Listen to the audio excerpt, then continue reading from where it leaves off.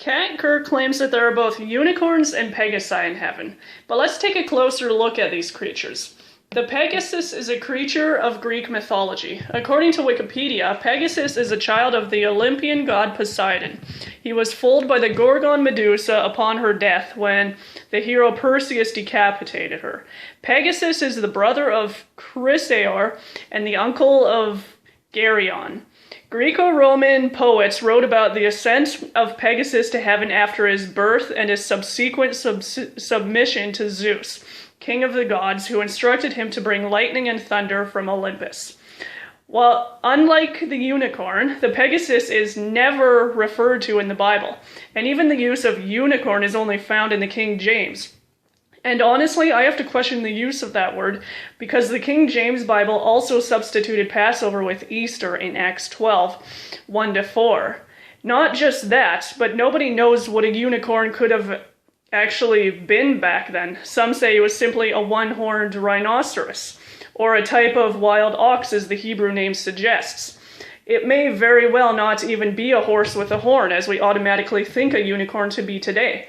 No fossils have ever even been found of today's rendering of a unicorn, so this goes to further support this theory.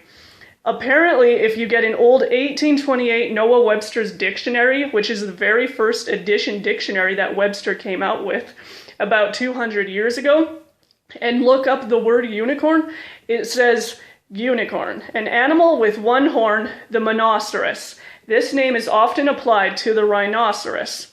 Notice how this 200-year-old definition of the word unicorn says nothing about a horse or mythology. Definitions change over time. Go to creationtoday.org/why does the Bible mention unicorns? They go full depth into this. Most of what I've already said comes from them. It's a very interesting article. So, in conclusion, no bronies. Twilight Sparkle is not in heaven. Sorry. Kat also states that unicorns, along with peacocks and their feathers, are mystical images of God.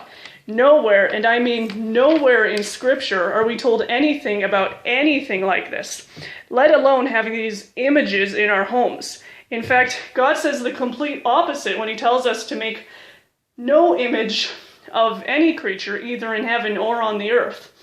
I'm not saying you can't have art or pictures because of this command, but to have it in your house because you think it gives you some kind of boost in your spiritual connection to God is most definitely a sin.